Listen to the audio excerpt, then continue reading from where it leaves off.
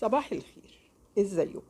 حكايتنا النهاردة عن الفنانة أميرة أمير، وهي واحدة من فنانات الزمن الجميل، واسمها الحقيقي سعدية عبد الرحمن أبو العيلة. اتولدت سنة 20 في محافظة الشرقية من أب كان بيشتغل جزار، وفي يوم من الأيام جه مفتش الصحة عشان يفتش عليه، ولقاه بيبيع بأسعار غير قانونية، وقامت خناقة كبيرة بينهم، وانتهت بقتل أبو سعدية للمفتش بالسطور، واتسجن أبوها ومات وهو في السجن. وكانت سعدية وقتها عندها 16 سنة بس، وكانت جميلة جدا، وتقدم لها عمدة القرية وكان أكبر منها بكتير، واتجوزته سعدية وخلفت ابنها الكبير خالد. لكن بعد فترة هربت سعدية من جوزها للقاهرة بسبب إدمانه للخمر، وسابت له ابنها الوحيد. وبعد هروبها للقاهرة جوزها جاله اكتئاب شديد وانتحر، وأخدت أخت جوزها الولد عشان تربيه. ولما وصل السعدية القاهرة بدأت تدور على شغل، لحد ما لقت إعلان في الجرايد بيطلب وجوه جديدة للتمثيل في فيلم اسمه ابنتي، وعلى طول راحت السعدية. ولما شافها المخرج اداها دور البطولة، وشافتها الفنانة عزيزة أمير وعجبت جدا بيها وسمتها أميرة أمير.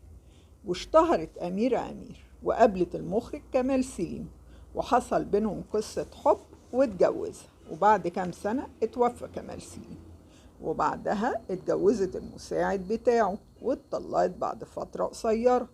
وبعدين اتجوزت من مغني فلسطيني أردني اسمه غرام شيمة، وبعد فترة اختلفوا وانفصلوا.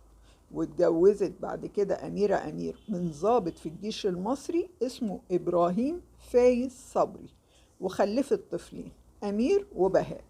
وانتشرت من فترة على مواقع التواصل الاجتماعي قصة عن الفنانة أميرة أمير، وهي إنها اتطلقت من جوزها ضابط الجيش بعد 6 سنين جواز، وسافرت أمريكا واشتغلت رقاصة على مسارح برودواي هناك، وقابلت شاب يهودي وحصل بينهم قصة حب واتجوزوا.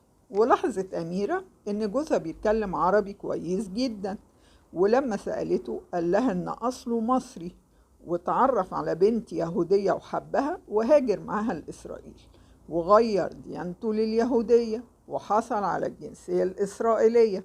ولما انفصلوا جه على أمريكا. ولما سألته أميرة أمير عن عيلته المصرية واسم أبوه اتفاجئت إنه جوزها الأولاني، وإن جوزها هو ابنها خالد اللي سابته وهربت وهو صغير.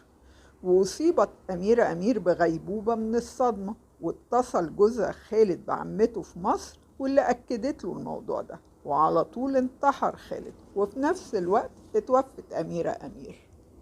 والحقيقة إن القصة دي كلها كذب في كذب، أطلقها واحد على مواقع التواصل الاجتماعي بهدف الشهرة بس.